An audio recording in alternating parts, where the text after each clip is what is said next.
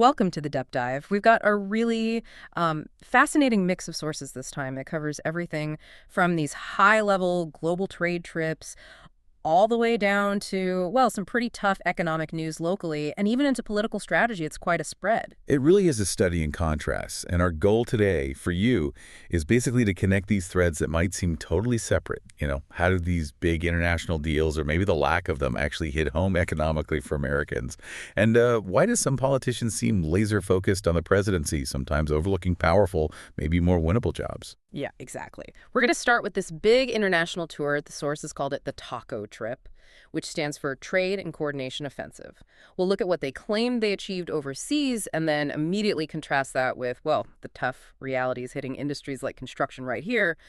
Let's start there, maybe in Pennsylvania. Okay, so let's unpack this taco trip. It was a week-long tour, right? Donald Trump hitting Malaysia, Japan, South Korea. The focus was trade, tariffs, and it all wrapped up with that big meeting with President Xi Jinping of China. So starting in Malaysia, what was the main, tangible result? Oh, the key thing they secured was getting some Asian countries to coordinate on unfair trade practices, Right. mostly aimed at China. But what's really interesting is how the sources describe it. They're basically saying it's a kind of watered-down version of the Trans-Pacific Partnership, the TPP. The TPP, the deal the U.S. pulled out of back in 2017. That's the one. So essentially, walked away from the big comprehensive deal, spent years negotiating, and ended up with something less comprehensive, let's say. Okay, so what did the Asian countries get for agreeing to coordinate on U.S. sanctions? They got a much lower tariff rate on their exports to the U.S. The sources call it a bargain rate, just 19%. Yeah. Which, contracts pretty sharply with some of the promises made in return. Like, Malaysia pledged $70 billion in U.S. investment over 10 years. Right, but I remember reading there was a pretty big asterisk on that $70 billion, wasn't there? Is that really a solid win or more like a headline? Very conditional. Yeah, Malaysia put in this specific clause saying they can delay the actual investment planning for 3 years and, potentially just scrap the rest after that. It feels more like a political pledge designed to last maybe only as long as the current administration. Although Thailand did make a very concrete promise. They're buying 80 Boeing aircraft, which is about $19 billion. And since Thai Airways already uses Boeing, that seems like a genuine, commercially sound deal.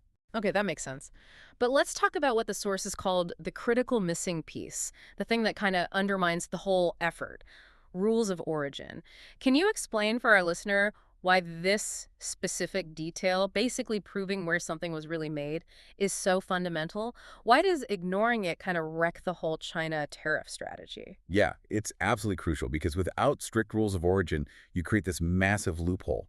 China can just ship parts, say, to Thailand or Malaysia. They get assembled there, maybe just minimally, and then the finished product gets shipped to the U.S. labeled made in Malaysia. So it completely bypasses the tariffs meant for Chinese goods. Exactly. It evades the U.S. tariffs, and the net result is, well, pretty much zero reduction in China's role as this sort of world's factory. It's a structural flaw in the whole approach. Okay, moving on to Japan. Trump met the new prime minister, Sanae Takaichi, and the sources seem to suggest the focus was mostly on getting a win he could talk about, maybe not something with long-term legs. Was there any real progress on getting big U.S. investments there? Not really, no. I mean, Trump was apparently asking for hundreds of billions in U.S. investment. But, the Japanese PM can't just order private companies like Toyota or Sony to build factories in the U.S. That's not how it works. They make decisions based on economics, supply chains, not political demands. So what was the win then? Well, the sources say Takaichi just confirmed she planned to buy some Ford F-150 trucks. Apparently, that was enough to be framed as a political victory. Okay, and then the final stop, the big meeting with Xi Jinping in China. After all the tough talk, the tariff threats, what actually happened? What was the outcome? The bottom line, maybe a bit anticlimactically, was just restoring the status quo ante, getting back to where things were before. China agreed to keep exporting rare earths for another year, and they agreed to buy some American soybeans again. That was basically it. So Trump's big achievement was undoing the damage his own threats had caused. Pretty much. Returning things to how they were. And the source's assessment of this is quite harsh. They actually pull out a quote from literature to describe it. A tale told by an idiot, full of sound and fury, signifying nothing. Wow. Strong words. Yeah, and the point they're making is that Xi Jinping plays the long game. He's a strategic thinker. He likely figured that offering the illusion of a win promising to buy some soybeans, would satisfy the immediate political need for a headline back in the U.S. Right, without giving up anything truly substantial, like on those rules of origin or intellectual property theft. Exactly. It prevents the U.S. from pushing for the serious structural changes. Okay, so that lack of real structural progress on trade, the fact China can still transship goods, that brings us right back home. Let's connect that global uncertainty in the tariff situation to the actual financial pain being felt, specifically, like you said, in the Pennsylvania construction industry. Yeah, the sources paint a really clear picture here.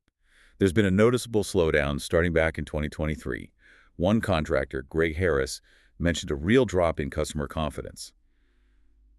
People are just hesitant to spend big money right now. So the work hasn't totally dried up, but it's changed. Exactly. The shift is away from the sort of high-end cosmetic stuff, fancy kitchen remodels, big home additions. It's more towards necessary repairs, essential upgrades. Another company, Excel Remodeling, saw their backlog of jobs drop quite a bit. It suggests people are reacting to financial pressure, not pursuing luxury projects anymore. And what are the specific economic things the contractors are pointing to? What's making homeowners pause on these big projects? It sounds like a triple whammy, really. First, interest rates. They're much higher, which makes financing these projects tough. The sources mention a benchmark, like a 5-year, $30,000 home equity loan, is running around 8.13%. That's going to scare a lot of people off. Oof, yeah, that's significant. Right. Second, costs are way up. Materials, labor, they've jumped about 18% year over year since 2020. And those tariffs we were just talking about, the ones from the taco trip discussions that didn't get resolved structurally, they feed right into that 18% increase, don't they? This isn't abstract policy. It's the price of wood, cabinets. Precisely. That 18% includes the impact of specific tariffs. There's a 10% tariff on timber and lumber imports, and a really steep 25% tariff on things like imported kitchen cabinets and furniture.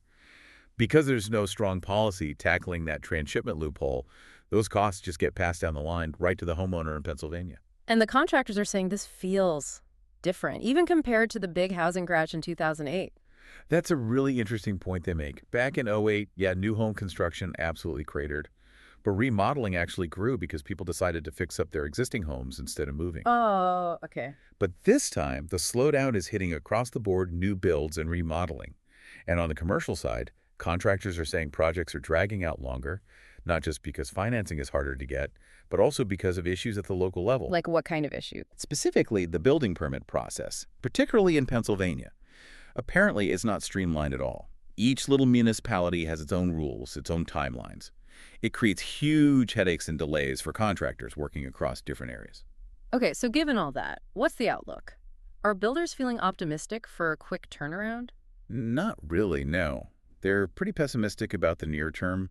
The projection seems to be that 2026 will probably start a lot like 2025 ended, unless, interest rates drop significantly.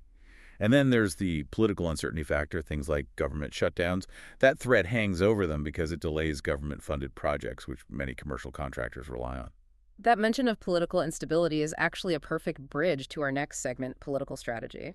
The sources point out something pretty fundamental. The presidency has just become the dominant branch of government. Even though, technically, Article I puts Congress first in the Constitution. And this seems to be driving a really weird, maybe irrational political trend. Yeah, we're calling it the probability problem. You have these really ambitious, often very qualified politicians, right? And they seem to be choosing the political equivalent of a lottery ticket.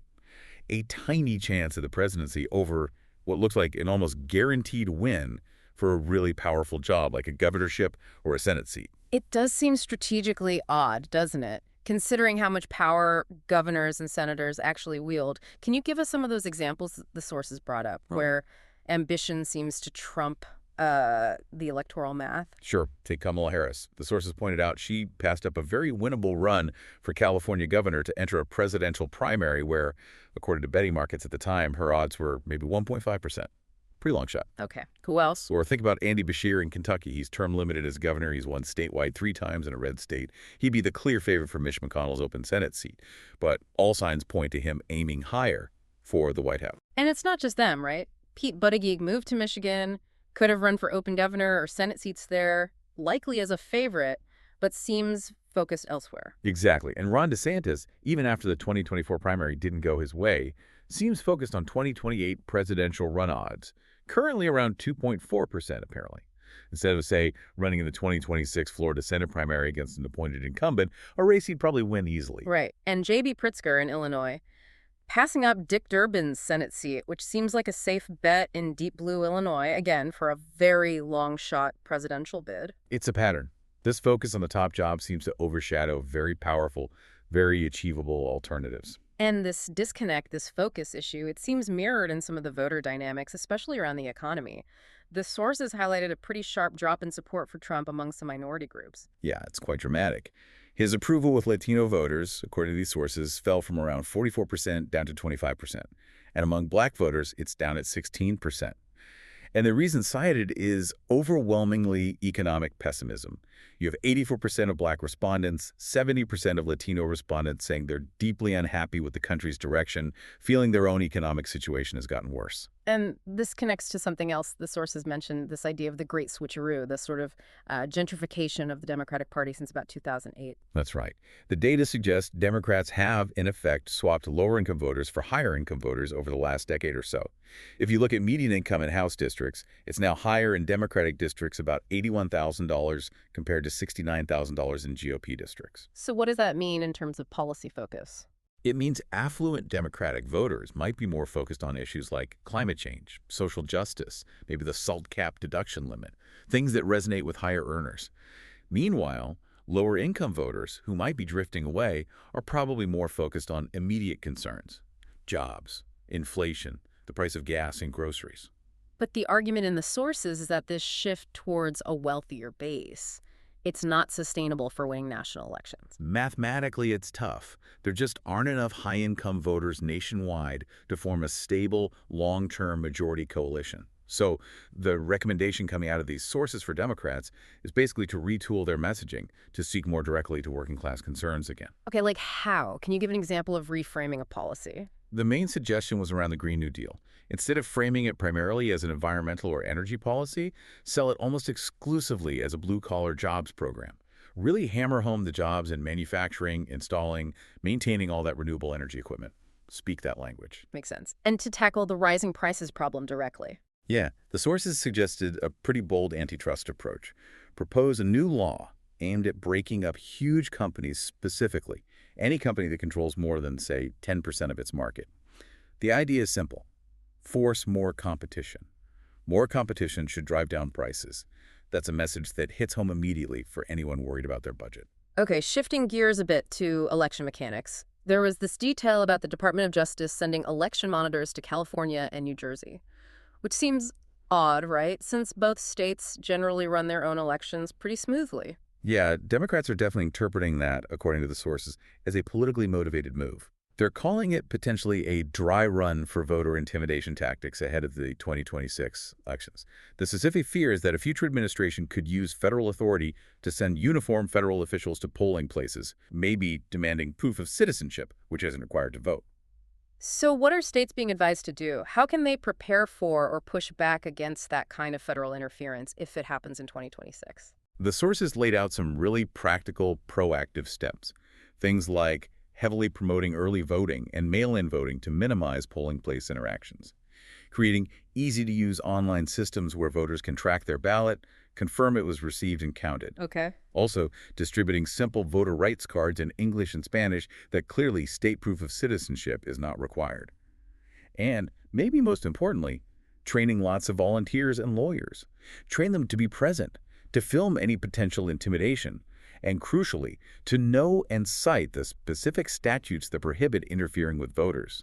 The idea is to flip the script, make the potential intimidator feel like they are the ones being watched and held legally accountable. That's quite a tactical response. Yeah. Now let's wrap this up with a really interesting kind of counterintuitive piece of political history the sources dug up. The swing state Senate record, they identified 7 swing states, or SSS: Arizona, Georgia, Michigan, Nevada, North Carolina, Pennsylvania, and Wisconsin. Right.